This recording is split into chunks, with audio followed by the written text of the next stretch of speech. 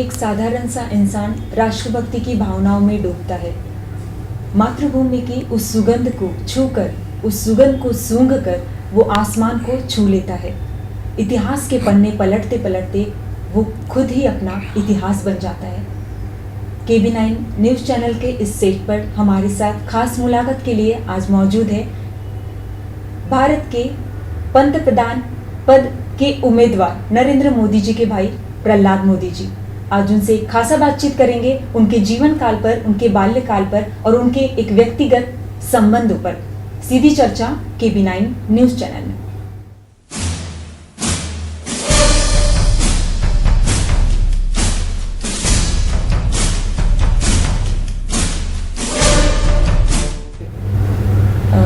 Sir, बचपन की यादें जो आपकी है नरेंद्र मोदी जी के साथ में, क्या वो दिन थे, वो आज भी कुछ याद है आपको, कुछ पल? सबसे पहले मैं छत्रपति शिवाजी महाराज और लोकमान्य तिलक जी की इस धरती को नमन करते हुए आपको ये बता रहा हूँ कि हमारे बड़े भाई नरेंद्र भाई बचपन से ही जिज्ञासावादी और कुछ करने की जिज्ञासा रखने वाले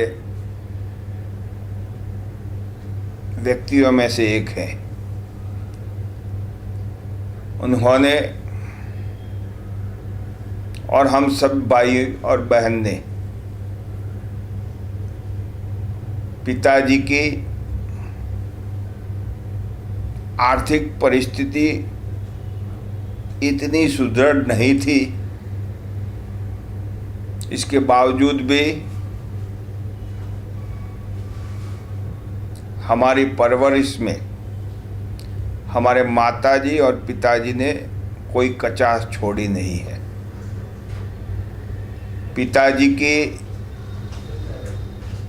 आमदनी के मामले में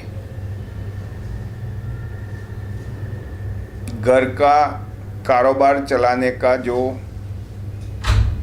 उस टाइम का खर्चा था वो पूरा नहीं हो सकता था, तो माँ अड़ोस पड़ोस के परिवारों में बर्तन पानी का काम करके जो कुछ आमदनी हो, इससे पिताजी को मददरूप हुई है और हमारी परवरिश में हाथ बटाया है। ऐसे समय में नरेंद्र भाई बचपन से ही एक जिज्ञासावादी रहे हैं, फिर भी उन्होंने हम छोटे भाई और बहन का ख्याल रखने में कोई कचास छोड़ी नहीं है। माताजी जब पड़ोस के मकान में काम के लिए जाती थी, हम छोटे थे, भूख लगती थी, तो समय आने पर नरेंद्र भाई खुद हमारे लिए कच्चा पक्का रसोई बनाकर हमको खिलाते थे। आज तो नरेंद्र भाई अच्छा रसोई बना लेते हैं, लेकिन मैं बचपन की ये बात कर रहा हूँ। पढ़ाई के मामले में नरेंद्र भाई बिल्कुल सख्त इंसान थे बचपन में, और उसमें कोई भी कचास छोड़ने में मानते नहीं थे। हमारे छोटे भाई बहन के लिए वो अपना वक्त देते थे, और यदि हम उसमें भी खेल करें तो हमें डांटते थे, ज़रूरत पड़ने पर पिटाई भी होती थी। लेकिन उनका एक ही मकसद था कि आप शिक्षित बनो, और नरेंद्र भाई खुद भी अपने काम में बिल्कुल अलर्ट रहते थे। उनको जो काम करना है, फिर वो पढ़ाई का हो, घर का हो, या पिताजी को चाय की किटली में मदद करना, उसका वो पूरा ध्यान रखते थे। नरेंद्र भाई के जीवन में एक और खूबी ये है कि वो बचपन से वांचन के बहुत आग्रही थे। उनको हिस्टोरिकल किताबें, अच्छी नॉवेलें पढ़ने का बचपन से शौक था। हमारे गांव में एक छोटा पुस्तकालय है। जब भी नरेंद्र भाई दुकान पे न मिले, चाय की किटली पे न मिले, घर पे न मिले, उनके मित्र के साथ न मिले, तो उनको ढूंढने का एक ही जगह था और वो पुस्तकालय। आप पुस्तकालय चले जाओ तो नरेंद्र भाई वहाँ कोई न कोई पुस्तक पढ़ते दिखाई देते थे। नरेंद्र भाई पढ़ने में अव्वल थे। हम सभी भाइयों का 1 से 7 दौरान का पढ़ाई सरकारी प्राथमिक शाला में हुआ है। पहले गुजरात में एक प्रथा थी, जैसे आज 12वीं कक्षा की और 10वीं कक्षा की बोर्ड की एग्जाम होती है, वैसे गुजरात में 7वें दौरान के बाद स्वैच्छिक, वो फर्जियात नहीं थी, फाइनल की एग्जाम दी जाती थी। जो स्कॉलर स्टूडेंट होते थे वो एग्जाम देते थे, और उस टाइम फाइनल पास किए हुए इंसान को यदि सरकारी नौकरी चाहिए तो उसको शिक्षक की नौकरी मिलती थी। इस फाइनल की एग्जाम की इतनी इज्जत थी। हमारे सभी भाई और बहनों में नरेंद्र भाई एक ही सपूत है हमारे कुटुंब के कि इन्होंने उस टाइम फाइनल पास की थी। फाइनल उस टाइम बहुत होशियार लड़के ही पास करते थे, एलू गेलू का चलता नहीं था। तो नरेंद्र भाई के होशियारी के मामले में यही सर्टिफिकेट काफ़ी है। बचपन में हमारे गांव की परिस्थिति ऐसी थी कि हर लड़का तैरना सीख सकता था, क्योंकि हमारा गांव ऐतिहासिक गांव है। कहा जाता है कि 7 वक्त वो दबा है और 7 वक्त वो खड़ा हुआ है। इससे पानी का तल बहुत नीचा, तो पानी लाने में तकलीफ वाला काम था। तो घर वपरास में पीने के लिए और रोटी पकाने के लिए जो पानी चाहिए उतना तो हमारी माताएं बहनें कुएं से ला सकती थी, लेकिन दूसरे उपयोग के लिए पानी का तकलीफ था। लेकिन गांव में एक बड़ा शर्मिष्ठा तालाब है। तो गांव में पहले एक ही बात थी कि भाई सुबह उठो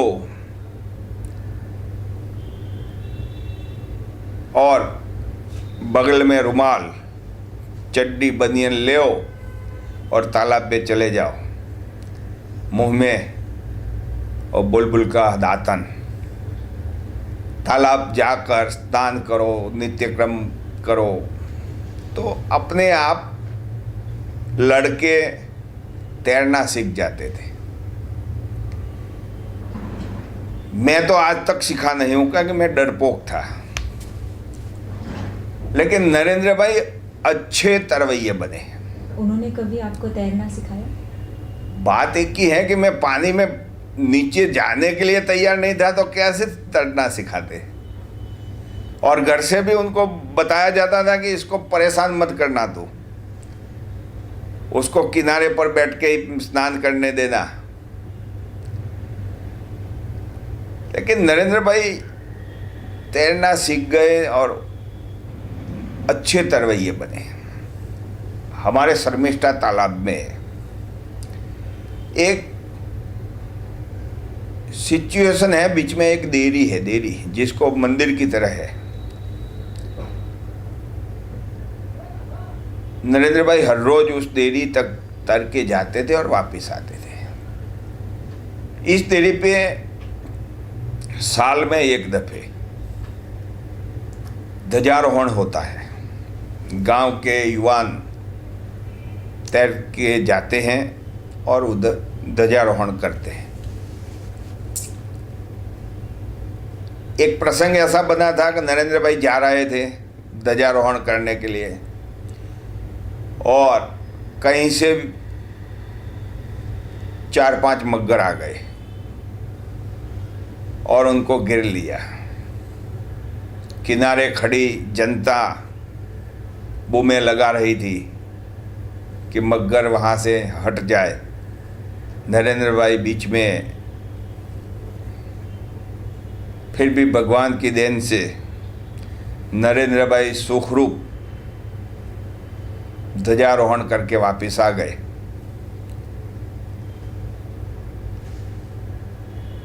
तो मैं कहना ये चाहता हूं कि नरेंद्र भाई पहले से ही 56 के सीना के साथ चलते थे। नरेंद्र भाई क्लास में पढ़ने में भी अव्वल रहते थे। एक दफे ऐसा हुआ कि नरेंद्र भाई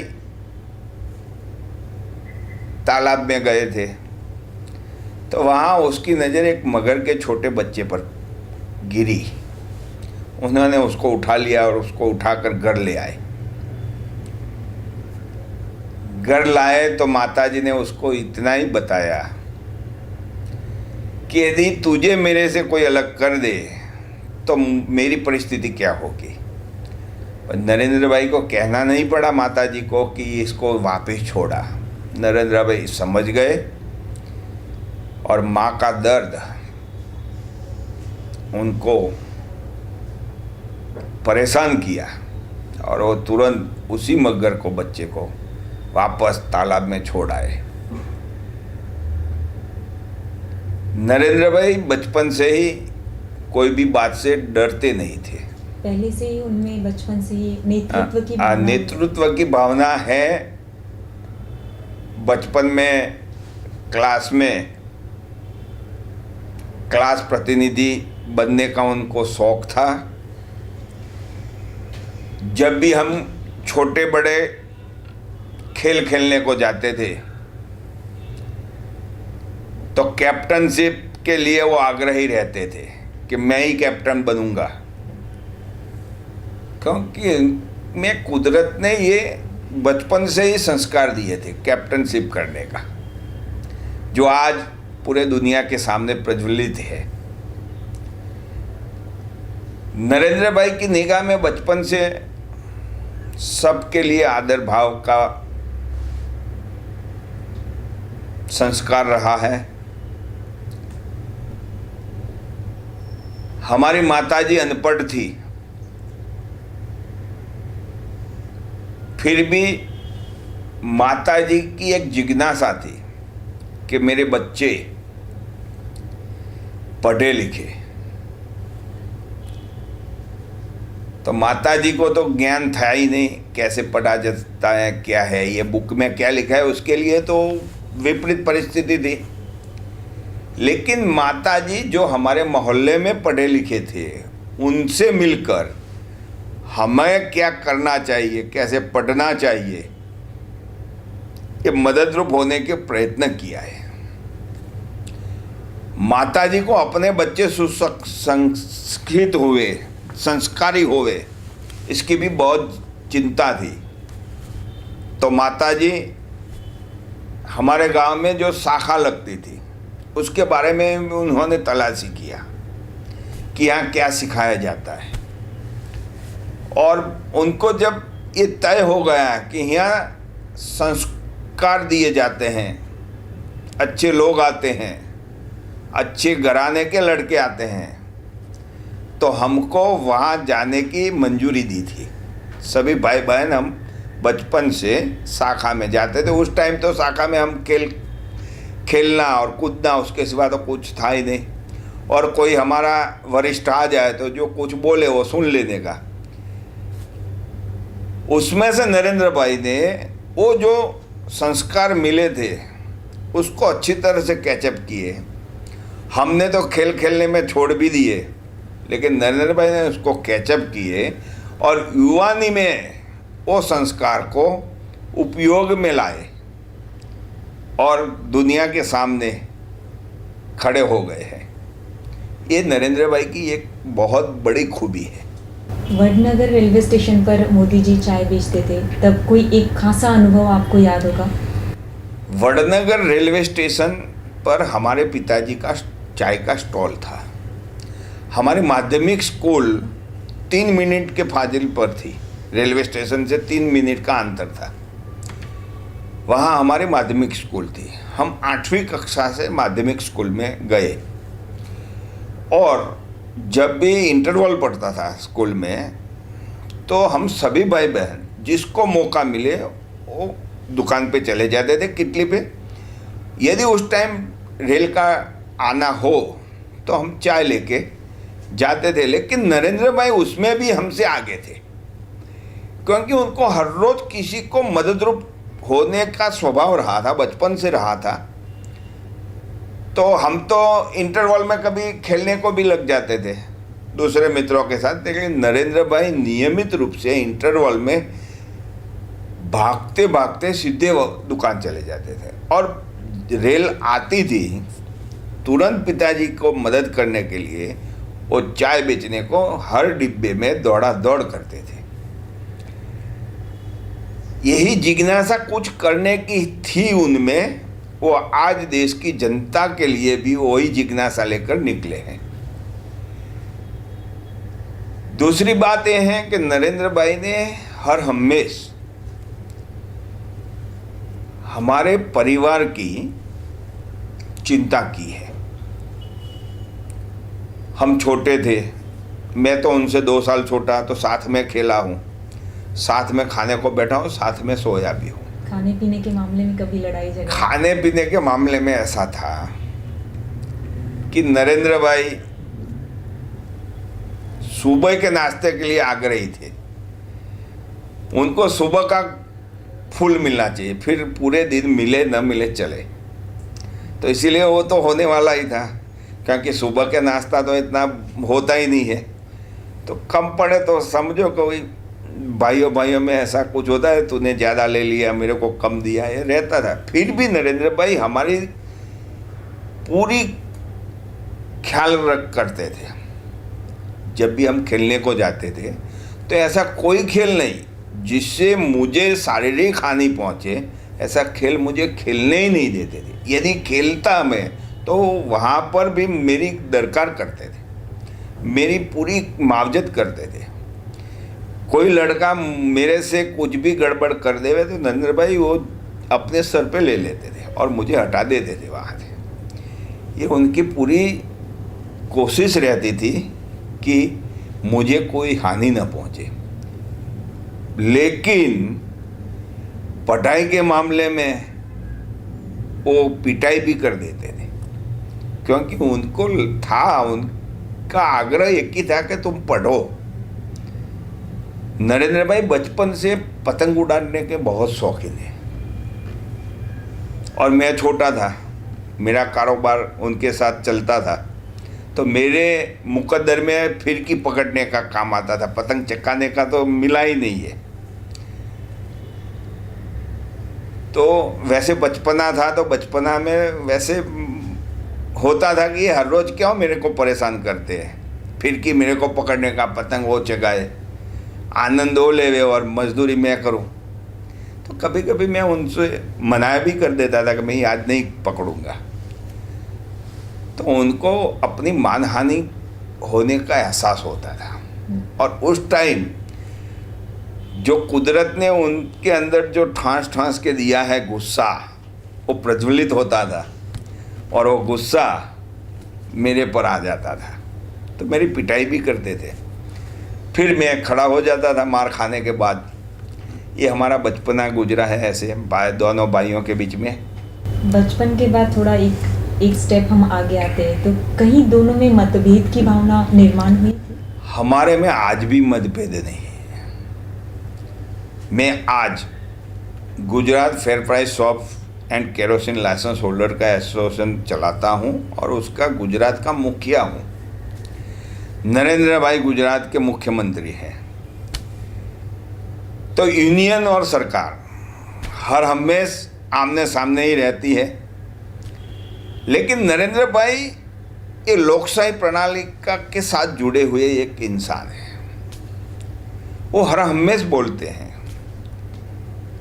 कि लोकशाही प्रणाली में सबके विचार प्रदर्शित करने का उसको पूरा अधिकार है।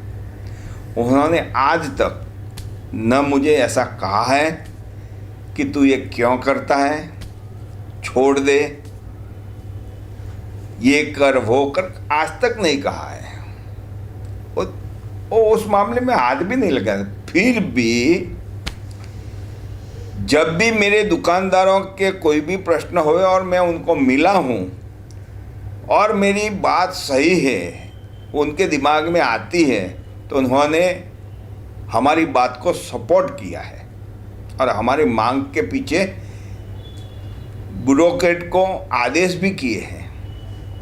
ये नरेंद्र भाई की एक खासियत है। सब लोग ऐसे बोलते हैं कि उनका स्वभाव ऐसा है, किसी का सुनता नहीं है, वो है, वो बात गलत है। लेकिन सही बात सुनने के लिए तैयार है, गलत बात कभी नहीं सुनेंगे, वो उनका स्वभाव है।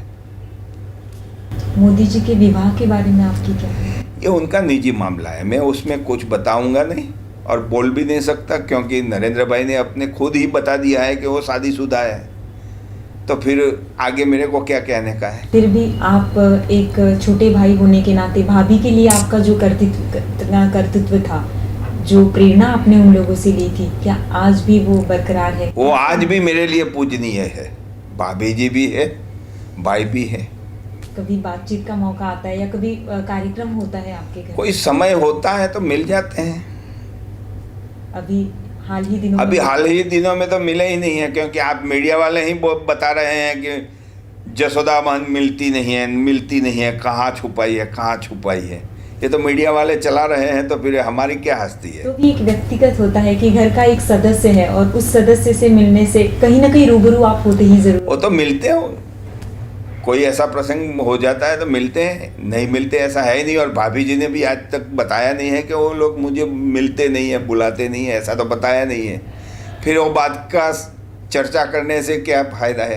कहीं ना कहीं भाभी को आप माँ का दर्जा देते हैं, माँ के रूप में पूछते हैं। उनसे कभी एक परिवार के सदस्य से, एक छोटा भाई के नाते से कहीं कोई आप बात हुई? भाभी जी ने आज तक किसी के आगे ऐसा बताया है कि इस फैमिली से मुझे दर्द है, तो फिर हमें कैसे दर्द होगा भाभी जी के मामले में? हम भी उनकी बात से सहमत हैं, फिर बात ही क्या है। घर में कोई बड़ा निर्णय लिया जाता है? घर में निर्णय लेने की जरूरत ही नहीं, हम सब पिताजी का देहांत हो गया है, सबके परिवार के साथ रहते हैं। भाभी जी की इच्छा होए कोई दिन आ जाए, क्योंकि वो तो नौकरी करती थी, अब तक तो शिक्षिका थी, अब रिटायर्ड है और कई सालों से अपने पिता के घर रहती है। कभी आ जाए तो मिल लेते हैं, बात कर लेते हैं सुख शांति की। न उसने हमसे कुछ मांगा है, न हमने दिया है, न हमने उनसे कुछ मांगा है, न दिया है। बस खुशी बांटी है आज तक और बांटते रहेंगे। राष्ट्र धर्म को अपनाने के रास्ते पर चलने के लिए उन्होंने पत्नी धर्म को कहीं ना कहीं पीछे छोड़ा। आपको क्या? मैं आपको यही बताना चाहता हूँ, ये पूरे हिंदुस्तान में एक गलत चर्चा चल रही है। मैं आपको पूछ रहा हूँ, क्या बुद्ध भगवान ने शादी किया था या नहीं? तो शादीशुदा होने पर बुद्ध भगवान ने अपने विचारों से गुरु त्याग किया तो नरेंद्र भाई को अधिकार नहीं है। और अधिकार ये है जो बुद्ध भगवान ने पत्नी और बच्चे होने पर गृह त्याग किया था, फिर भी उनको अपन भगवान मानते हैं। तो नरेंद्र भाई को हिंदुस्तान की जनता पंत प्रधान स्वीकार नहीं करेगी, बस उतने में सब कुछ है। 1970 के बाद में उन्होंने घर छोड़ा, राष्ट्रीय स्वयंसेवक संघ से वो एक रूप होते चले गए। परिवार में क्या माहौल था उस समय? 1970 में नरेंद्र भाई ने परिवार की इजाज़त लेकर गृह त्याग किया है। वो ऐसे भाग नहीं गए। माता जी ने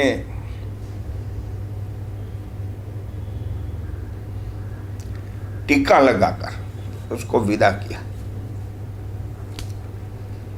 तो फिर परिवार में उससे कोई चिंता करने की तो बात ही नहीं थी। फिर भी माता जी को चिंता रहती है क्योंकि माँ है। शुरू में माता जी हर रोज बात करती रहती थी।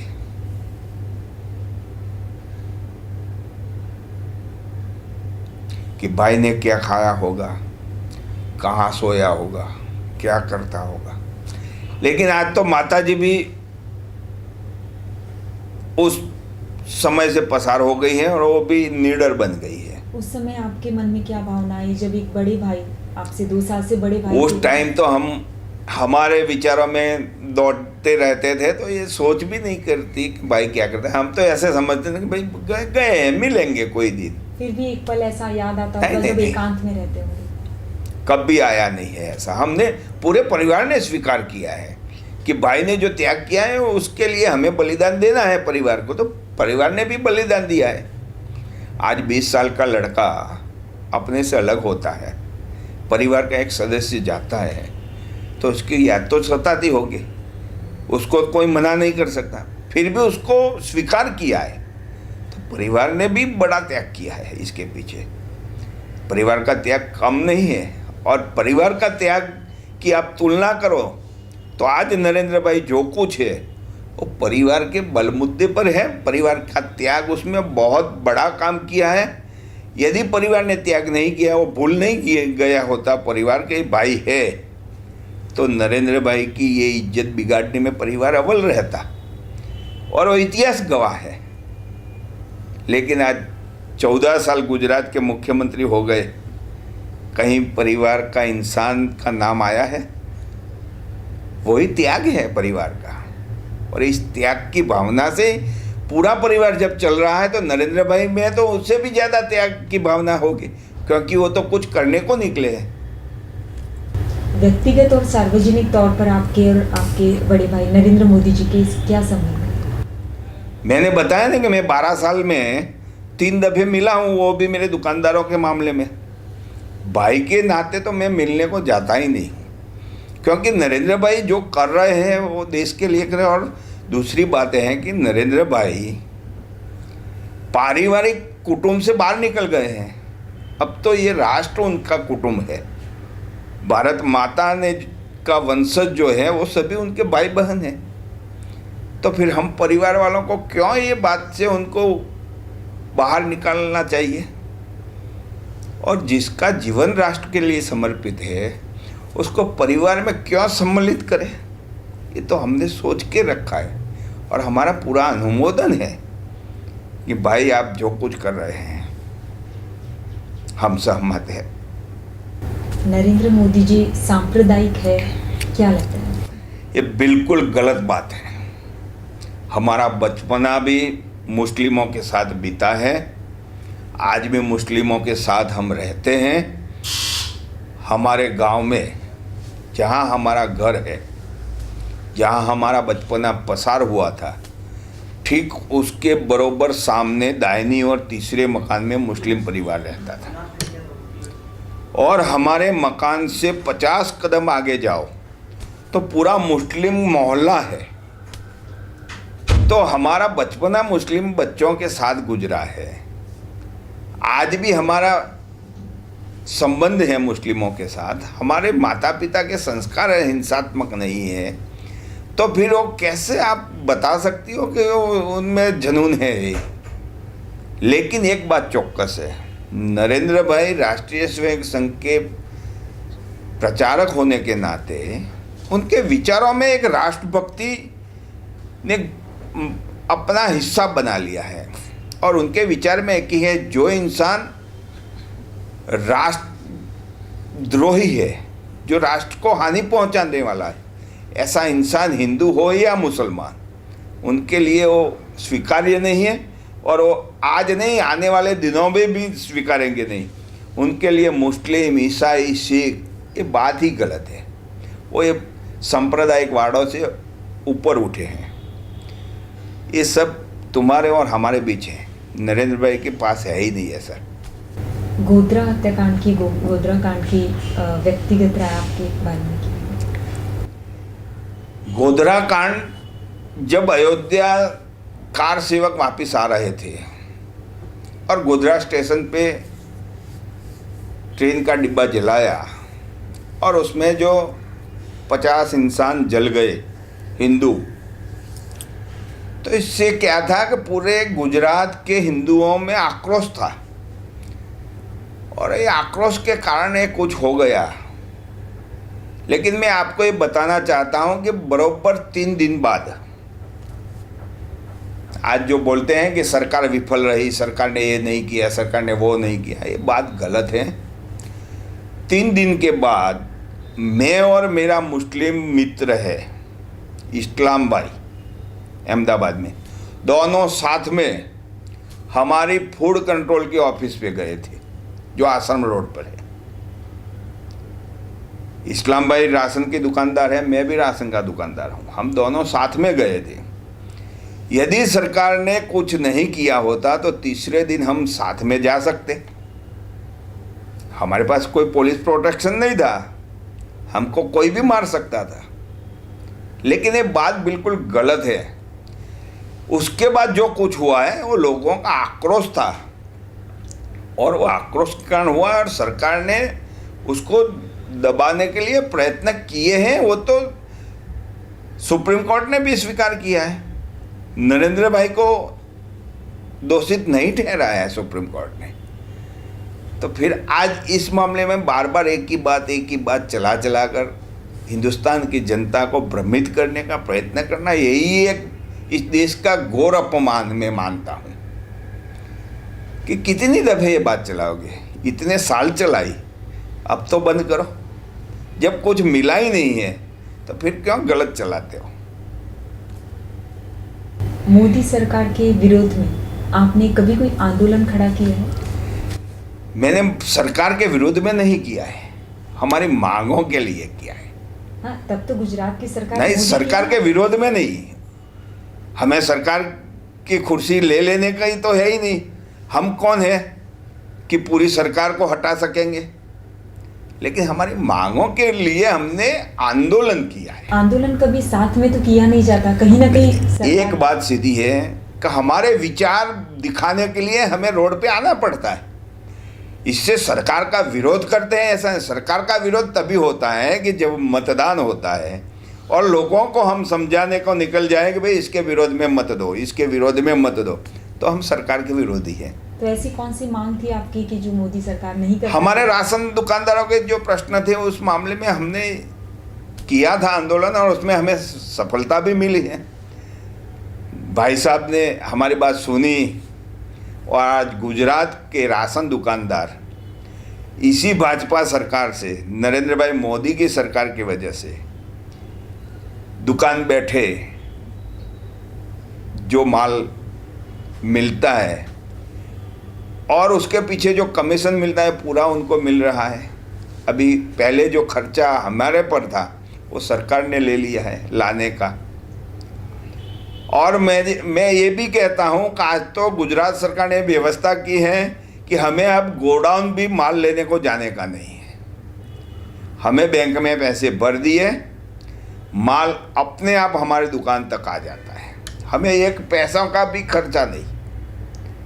दूसरी बात मैं आपको ये बताऊं कि गुजरात में ये सब बोलते हैं भ्रष्टाचार भ्रष्टाचार भ्रष्टाचार, लेकिन भ्रष्टाचार खत्म करने का तरीका क्या होता है वो नरेंद्र भाई ने दिया है।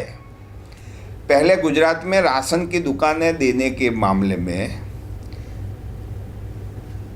जाहिरात होती थी, तो जिसको दुकान चाहिए वो अपना अर्जी करता था और उसमें ये चलता था कि फिर सिफारिश की चिट्ठियां डाली जाती थी विधान सदस्य से, संसद सदस्य से, दूसरे पार्टी के ओहदेदारों से, उनकी सिफारिश की चिट्ठियां भेजी जाती थी और ये सिफारिश की चिट्ठियां लाने में भ्रष्टाचार होता था। ये तो बिल्कुल सही बात है, क्योंकि ये जो सदस्य जो हैं वो एक इंसान को तो देते नहीं कि भाई मैंने दे दिया है अब तेरे को नहीं दूंगा, मैं गया मुझे मिलती थी, आप जाओ आपको भी मिलते नहीं, क्योंकि वहाँ तो कारोबार चलता था।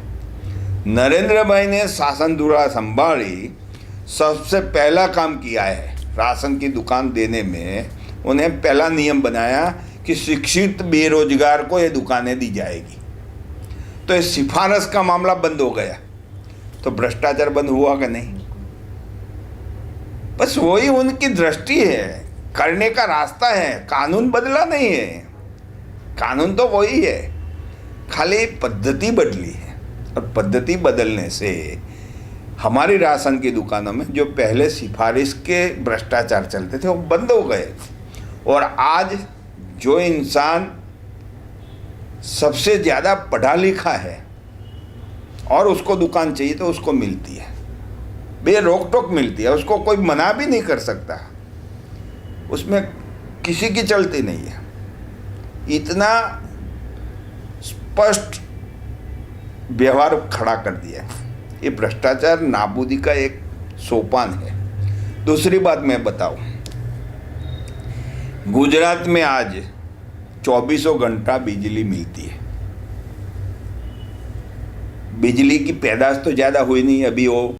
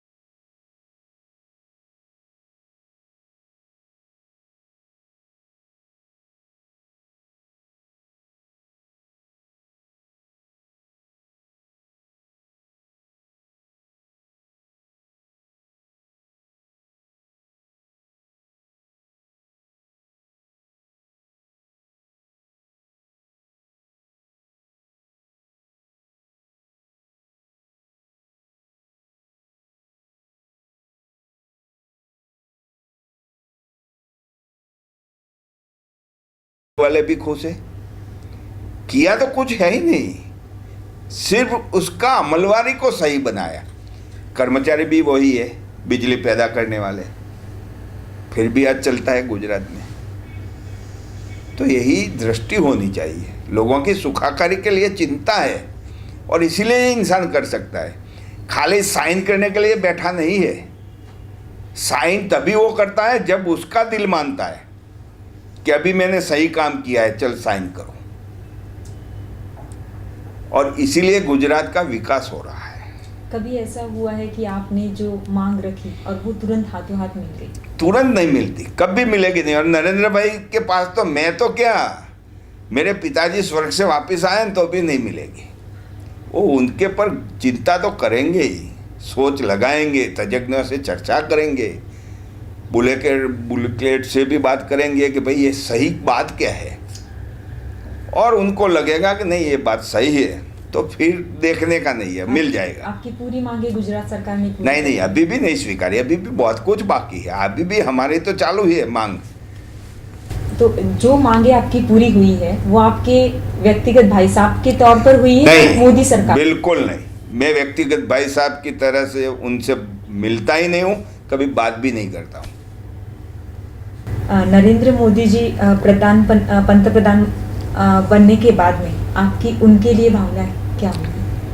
हर परिवार की जो भावना होती है वही हमारी रहेगी, और इस राष्ट्र की सेवा करने का हमारे भाई को जब भी मौका मिलेगा तो हम पूरे विश्वास से इस देश की जनता को कह सकते हैं, क्योंकि हमारे माता पिता ने जो संस्कार दिए हैं और हम जिस समाज से आते हैं, जिस परिवार से आते हैं, वहाँ की जो सोच है, उस सोच के जरिए मैं इतना चौकस कहता हूँ कि आने वाले दिनों में यदि हिंदुस्तान की जनता हमारे भाई को ये जिम्मेवारी सौंपेगी तो उनको गलत रास्ते पे गए हैं ऐसा महसूस कभी नहीं होगा, और इस देश की शान आज से और 2 गुना बढ़ेगी, उसमें पूरा विश्वास है। कितनी खुशी है आपको कि आने वाली विधानसभा इलेक्शन के बाद में कहीं ना कहीं एक रूप मिलेगा, एक नई सत्ता आएगी जो कि अभी भ्रष्टाचार से मुक्त एक भारत होगा, तो आपके बड़े भाई का योगदान उसमें कितना बड़ा होगा, आपको क्या लगता है? जो बेदाग इंसान है वो क्या हिंदुस्तान की इज्जत पे दाग लगाने देगा? अपने को बेदाग साबित करने को रखना ही है जिसको, वो हमेशा इस देश को बेदाग रखने का सोचेगा, उसमें कोई चिंता का विषय नहीं है। और पूरे धैर्य से और गौरव से हम परिवार वाले कहते हैं, उसमें वो विफल नहीं होंगे, वो सफल ही होंगे, और इस देश की जनता की आकांक्षाओं को आमने के लिए वो अपना जी जान लगा के आगे बढ़ेंगे, काम करेंगे। घर में कभी जाते हैं तो इस बारे में चर्चा जरूर उठती होगी। हमारे में तो ये हमने पहले भी बोल दिया है कि हमारे लिए जब भाई गया है और इतने साल हो गए, आज मैं आपको यही बताऊं, मेरी माँ है, आप उनसे पूछो कि नरेंद्र भाई से मिलना है तो पहले पूछेगी क्या ज़रूरत है, वो जो कर रहा है को गलत कर रहा है तो मिलने को मेरे को जाने का है। जब माँ ने स्वीकार कर लिया तो हम तो छोटे भाई हैं। इतने बड़े समर्पण के बाद आपके शरीर पर कभी रोंगटे खड़े नहीं हुए? उसी समर्पण के कारण तो मैं राशन की दुकान चलाता हूँ, नहीं तो मैं इंडस्ट्रियल नहीं बनता। नरेंद्र भाई का समर्पण नहीं होता, यदि दूसरे पंतप्रधान या मुख्यमंत्रियों का जो कारोबार चलता है ऐसा यदि हमारा भाई का होता तो मैं इंडस्ट्रियलिस्ट होता है या बड़ा कोई एजेंट बन जाता। आज राशन की दुकान चलाता हूँ। एक पंतप्रधान बनने के बाद एक सभी युवाओं में, बुजुर्गों में और सभी इंसान में, सभी नागरिकों में एक वो प्रेरणा स्रोत बनेंगे। क्या लगता है आपको कि आपका बड़ा भाई एक उस उम्मीदवार लेवल पर रहेगा, उस स्तर पर रहेंगे, तो क्या लगेगा उस समय आपकी भावना क्या होगी? हमें गौरव महसूस होगा। उस समय का भारत क्या होगा? और भारत क्या होगा है तो भारत माता के सब संतान देखते रहेंगे। आने वाले समय में देखो, आप उनको एक दफ़े दे दो शासन, फिर 5 साल के बाद मुझे पूछना कि भारत कैसा लग रहा है। मैं आपकी ज़ुबान से बताऊंगा कि आप ही बोलोगे कि नहीं, भारत की रौनक बढ़ी है। एक लास्ट मैसेज कि पंतप्रधान बनने के बाद में उस समय आपके जुबान से क्या निकलेगा?